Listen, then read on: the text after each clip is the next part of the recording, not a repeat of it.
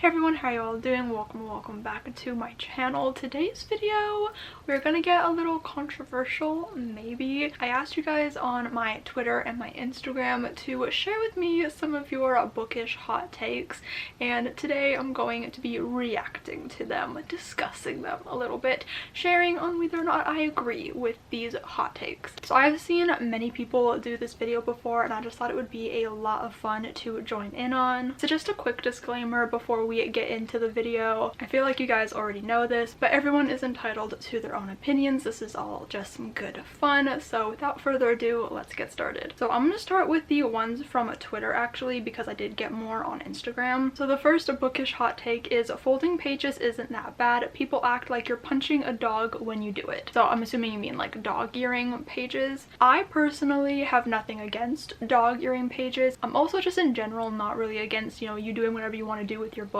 They're your books. I personally, like with my own book collection, I don't dog ear. I don't like to dog ear. I much prefer to use a really cute bookmark, but I don't think there's anything wrong with it. And I do think that there's this kind of energy in the book community where people just get very protective over books, I guess, or just very, I don't know the word I'm looking for here, but people just like to try and dictate how you treat your books. Like some people are very against annotating. I am not. I love to annotate my books. Some people are really against cracking a spine.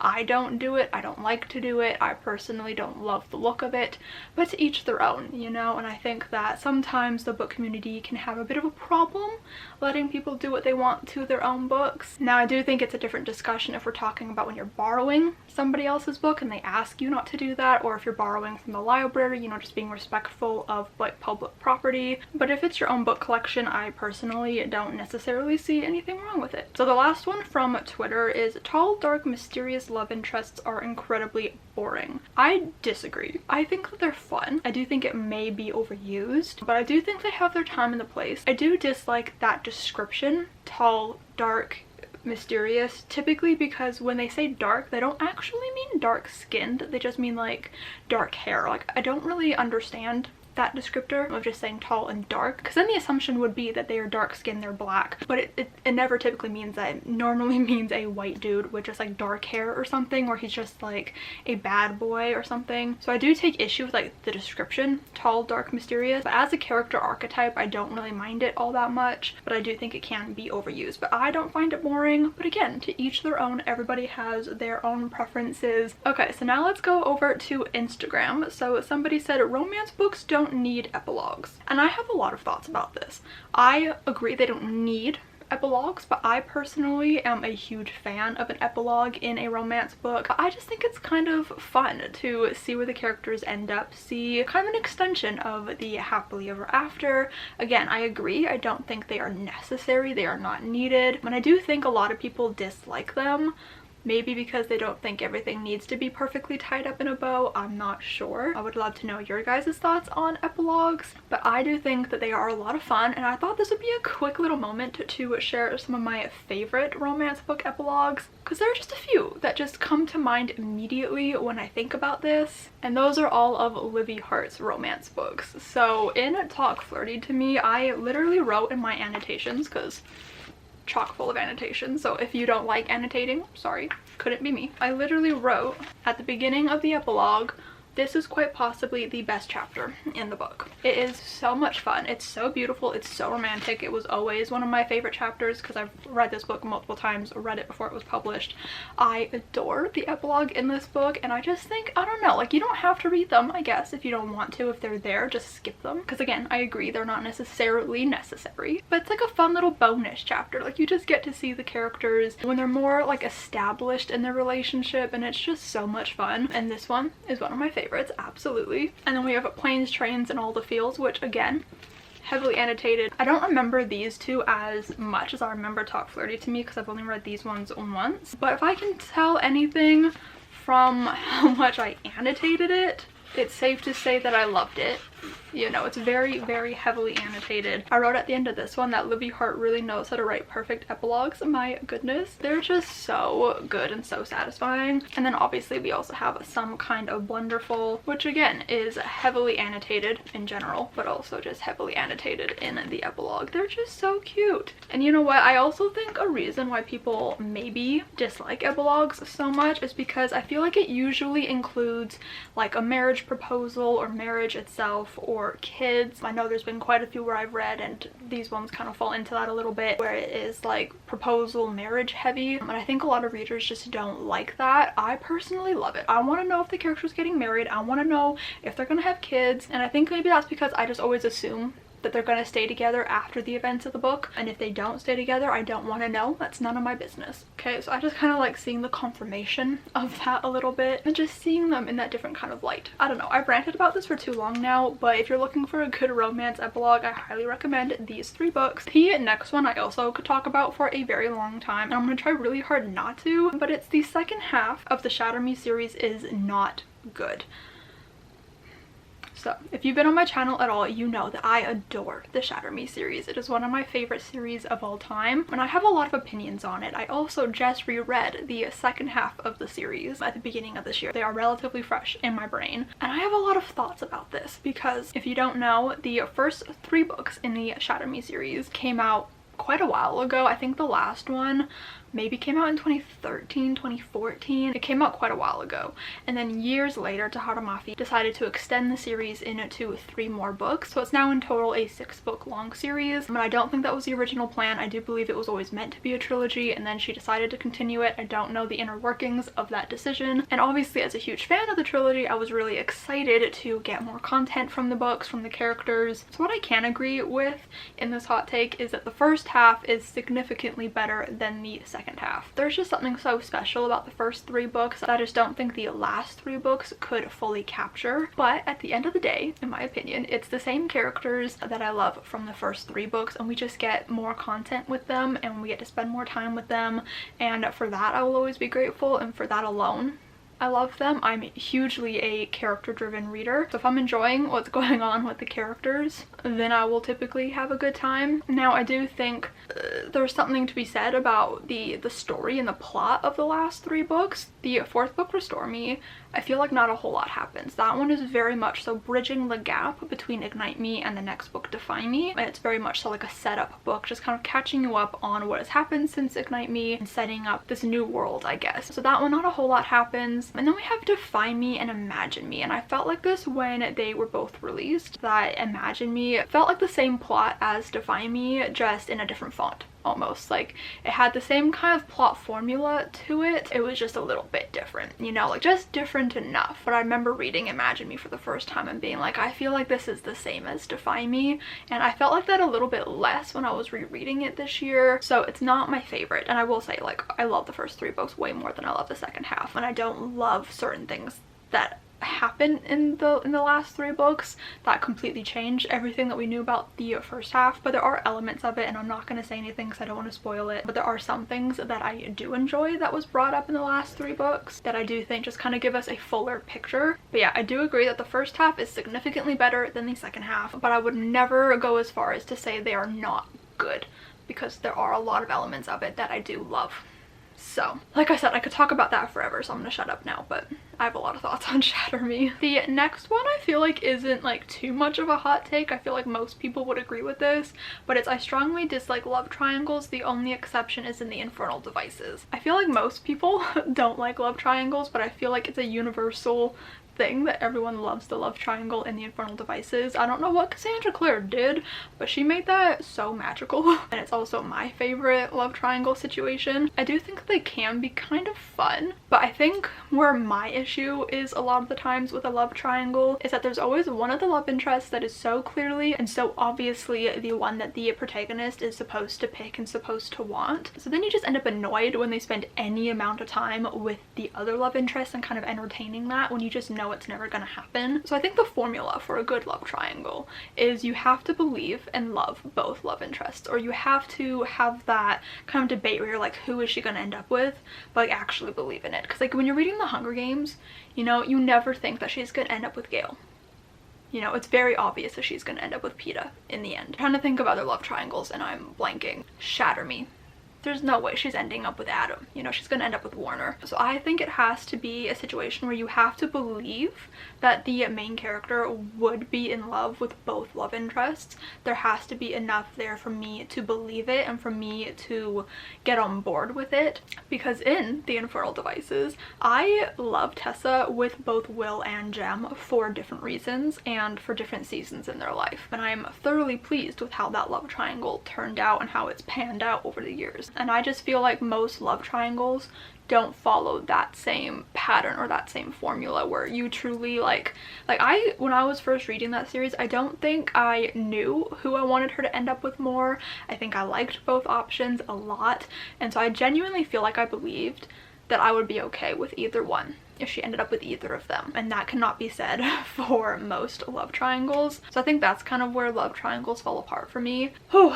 The next one is another bit of a doozy that I could talk about forever, and it's booktube should have gotten the praise and recognition BookTok has gotten. It's a crime. And I agree. So booktube, I don't know exactly when booktube started. I found it in late 2013 and I didn't join as a creator until 2015. Also, by the way, I just realized we're in March and my booktube anniversary is in March, and I've been here for like 9 years.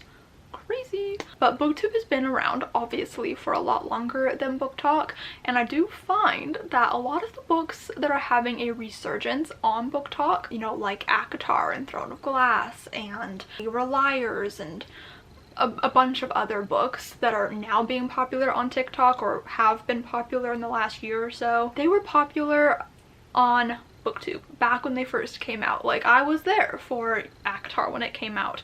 I was there when Reliers came out. You know, there's all these books that like came out when booktube was a thing. They were vastly, incredibly popular on booktube at the time, and obviously hype tends to die down as the years go on, and so they found a resurgence with BookTok, and I think that's wonderful. But I also do think that booktube does kind of fall to the shadows a bit. I know there's a lot of connection between booktube and BookTok now, like a lot of people who make BookTok videos also make booktube and vice versa, so there's a lot of like interspersing that's happening there. But I think what we're seeing with BookTok is it's different mediums, right? Because BookTok is so easily digestible. You get short videos that you can watch really quickly and they're just a lot easier to get through, whereas YouTube is long form videos and it takes you longer to get through them, and so I think that has a lot to do with it. But the things that BookTok has gotten, the recognition that it's gotten, is like it's widely known. Like, I feel like even if you're not a part of the book community, you are aware of BookTok and you are aware of the trends and the popular books that have come from BookTok, whereas nobody knows about booktube. If I ever mention booktube, they're always like, what is that? What is that? So I feel like booktube is kind of more like a hidden gem in the world. No one really knows about it unless you know about it, whereas BookTok is so widely known. You know, you go into a bookstore, there are BookTok tables that are recommending the books that are popular on TikTok. You get those hated TikTok sensation stickers on the books, and I love it. You know, great for them, obviously amazing. It's amazing all around, the recognition that the book community is getting and the amazing things that it's doing for some authors.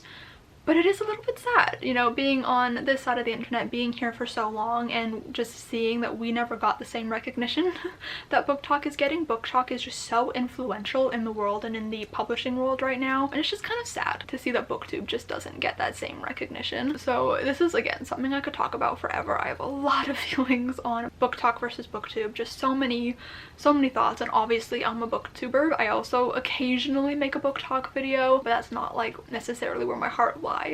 So I don't know, I do have a lot of thoughts about it, and I do wish that booktube kind of had a bit more of like recognition for, you know, the things that we've done, because we've been hyping up these books for so many years, and then some people mention on BookTok and all of a sudden it's a BookTok sensation, and I'm like, that was a booktube sensation like a decade ago. it's just a little bit sad. Like, where's our booktube recommends table, you know? It's just a little bit sad. So this next one is something that I also feel very strongly about, and it's why a contemporary is getting forgotten about on the internet, and it's tragic. One of my favorite genres age categories is young adult contemporary romances. That is my bread and butter. Those are my favorite books. Like, if you ask me for a list of my favorite books, chances are a lot of them will be YA contemporary romances. And this could just be me not finding the right people on TikTok, the algorithm not pushing me the right people. Last night I did go on TikTok and specifically look up YA romances to hopefully kind of trick the algorithm into showing me more of that content. But I feel like generally, like, you know, when you go to a BookTok table or like you hear about the quintessential BookTok books, hardly any of them are YA romances. There are a core few, and they're all good, you know, like Heartstopper and To All the Boys and The Summer I Turned Pretty and books like that. But those ones are also ones that have adaptations, and that's probably how the BookTokers are finding them, because of their popular adaptations. But I feel like, you know, your mainstream YA contemporaries just aren't talked about, and I feel like newer ones aren't being talked about. It's all these old ones that were published like a decade ago or over a decade ago. So obviously everyone knows about The Fault in Our Stars and books like that, but I just feel like it's lost in the BookTok space. And I feel like it's sad, because on BookTube, even just a few years ago, maybe like 4 or 5 years ago, I saw a bunch of YA contemporaries, and that's how I used to find them. And I remember, like, even when I first joined, like, a lot of the books being talked about were YA contemporary romances. And I'm just not seeing those videos. Again, not saying that they don't exist, not saying that people don't read them anymore. I'm just saying that I'm not seeing it. The algorithm is not showing it to me, and I don't hear anybody talking about them. I see it more on Twitter, but that's just because I follow a lot of YA authors, so I feel like naturally that brings it onto my feed. But yeah, I love YA so much, and I love YA romances specifically so much, because I think they're so important, and I think that they talk about a lot of things that maybe aren't talked about as much in other genres or age categories. I feel like there's a lot of representation in YA, and I understand that a lot of people grow out of YA. That's totally fair, but I also think that maybe it's a matter of not finding the right books, because, you know, there's some middle grade, for example, that I'm not going to enjoy because it's just going to read too young, or it's just not going to be what I'm looking for. But then there will be some middle grades that are just so beautiful and so perfect for me that I don't know if I fully believe in fully growing out of age categories. I think it's a matter of just finding the right books for you, finding what you like in those age categories and reading those. I don't know, maybe I'm also biased just because I love YA contemporaries so much, and it's also what I write. So like, I am literally not allowed to grow out of it if I want to keep writing it, because I need to keep up with the books coming out and reading them and everything. So maybe that's just my own thing. Like, I need to keep reading them and I need to keep loving them. But I don't know, I just think that YA contemporary romances are so special, and I think there are so many amazing ones being published in the last handful of years, and the quality of them is so spectacular. And I feel like a decade ago, when they were really popular and I was seeing them everywhere on BookTube, I feel like they've just gotten so much better, and there's so much more representation for people of color, for sexualities, for mental health, for disabilities. I wish there was more love for YA romances, so I thought I would take this opportunity to shout out some of my favorite YA contemporaries. Please let me know down below if you want me to do a whole video talking about them. I'm already planning on making a TikTok kind of talking about all of them, but I would love to make a video about this. I just feel like nobody's gonna care to watch it, but I would love to share the love of YA romances more. So I'm gonna pull some books off of my shelf, and we're gonna go through just a quick rapid fire some of my favorite YA contemporaries. So I feel like I'm gonna be talking about a lot of authors in general, but first we have Ellen O'Clover. This was her debut novel that came out last year. This one just came out in February. I love both of these so much. This one has anxiety rep, which we just adore. It also explores a complicated mother-daughter relationship. It has a cute romance. This one takes our favorite childhood game MASH but makes it into an app, and it's really interesting. It has fake dating, childhood friends to lovers.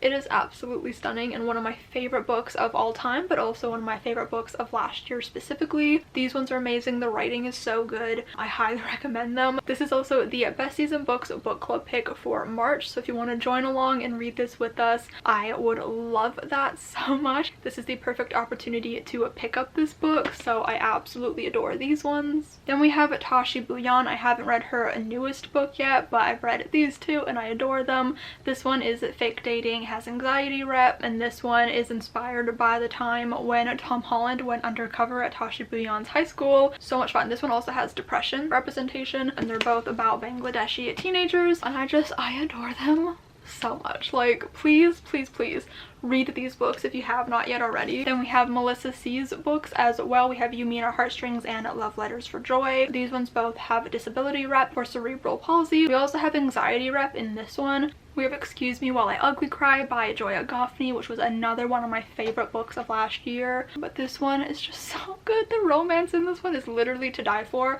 And my friend Lisa also read this and loved it, and she often says that she's grown out of the YA contemporary space.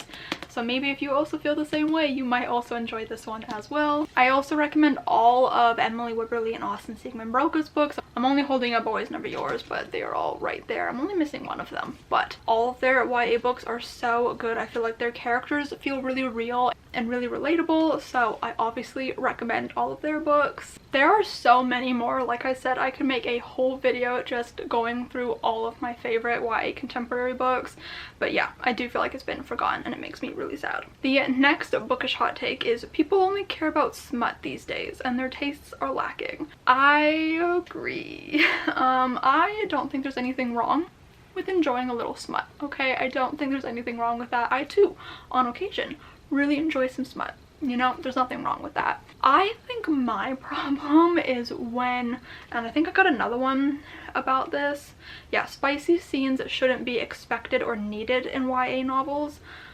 Yeah, so that's where my problem lies, is when people go to YA books, or if somebody's recommending a YA book and all the comments are just like, is there spice? Is it spicy? Is it smutty? And I think that's where my issue with it is. I don't mind if you like your smut, that's fine. I think it's just knowing when it is appropriate to ask if there's a book with smut in it, or, you know, knowing when it's appropriate to expect smut from a book. Like, I've definitely seen some people rating books low because there's no smut when it is a YA novel. I've seen people talk about books like Babel and The Poppy War by R.F. Kuang and being like, is it spicy? I'm like, read the room.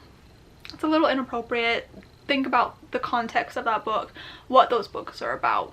It's not that kind of book. My issue is mainly with YA books because it's typically adults who are asking these questions, from my experience, from what I've seen. And I feel like if you are over 20, maybe you shouldn't be wanting YA to have the sexy, smutty scenes. And I don't really know where this obsession is coming from in YA. And here's my whole thing with it. And again, I could talk about this forever. But teens have sex. You know, that's a thing. And so I think it's okay for YA books to explore that, to explore the topic of sex, to have sex scenes to an extent.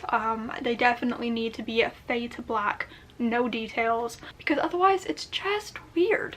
Because if you think about it, those are adults writing these books. It's adults writing these characters. I, as a 24-year-old almost, could not even imagine wanting to write an explicit sex scene about the teens in my books. So I don't understand why these adult readers would want these adult writers to have to write that scene, and I also don't know why as a reader you would want to read that. It just kind of feels a little icky to me. But again, like, I don't mind a fade to black sex scene in YA. It does happen a lot. Some with a bit more detail than others. I think Shatter Me goes into a bit more detail. So like if you're, I guess, like ranking spice on a YA level, that might be on like the higher end of it. I don't know. I don't really know why you'd want to think of that. But like some do go into more detail than others. But like, for example, Get a Life Chloe Brown. Like, I don't want scenes that are like that in a YA book, or books like Libby Hearts. Like, I don't want scenes like that in a YA book. It's just weird. There's a time and a place, and I think if teenagers want to read more explicit sex scenes, they want to see that, they can just go read those adult books. I think that's where we are. You know, if they want to read the teen exploration of it, then read the teen books. If they want something more, they can make the decision for themselves to read up. But as an adult, I feel like we just need to stop. Like, if you're looking at a BookTok video or a BookTube video and somebody's talking about a book, figure out if that book is YA before you start being like, is there smut? I don't know. It's just a little bit weird to me. The next one is authors should stay out of reviewer spaces. I agree with this as well. I think it's one thing if, you know, you want to look at your reviews, to each your own. Like, if you want to look at that, whatever, but I think just don't interact with it, don't respond, don't lash out, keep it to the DMs. Like, if you are feeling a certain type of way about some reviews, talk to your like special group of friends about it.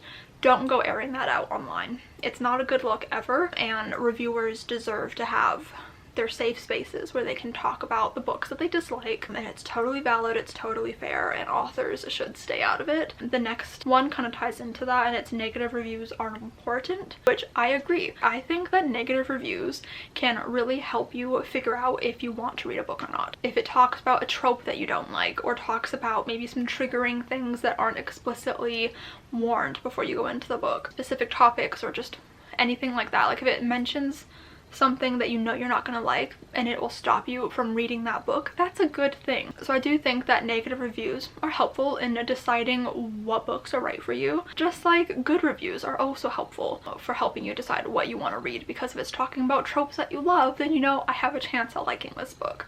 I think all reviews have their place, all reviews are good, and definitely authors should stay in their lanes and just write their little books and just, you know, look at them if you feel you need to, but just don't interact with that, you know?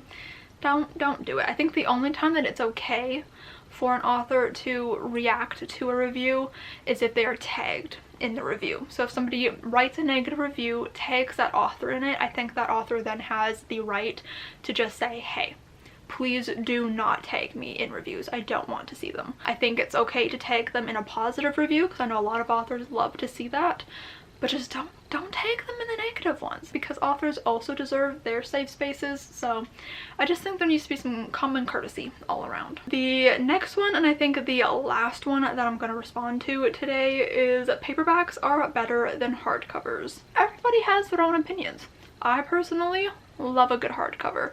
Most of my collection is hardcovers, but paperbacks are also really fun. I personally don't love the look of them on a shelf as much as I like a hardcover most of the time. And sometimes reading a paperback can be a more enjoyable experience than a hardcover. It really just depends on the construction of said book. A really floppy paperback, golden, amazing, perfection. Nothing makes me happier than a really floppy paperback. I go feral when I find a floppy paperback and I just can shake it around a little bit. Stiff paperback, no thank you. I typically like most hardcovers, I do. But again, personal preference. It's all about what you think looks nicer on your shelves, what you prefer to hold and read. And that's the lovely thing about books and art and anything in general, is that everybody has their own opinions, their own likes and dislikes and preferences, and it's a beautiful, beautiful thing. So with that being said, that brings us to the end of this video. I hope you guys enjoyed kind of going through some bookish hot takes with me. I know I had a lot of fun kind of delving deep into some things today. Let me know down below some more of your bookish hot takes. Let me know if you agree or disagree with the things that I've said today. I think let's have a healthy, fun discussion in the comments. Subscribe if you've not yet already, and I will see you guys next time. Bye!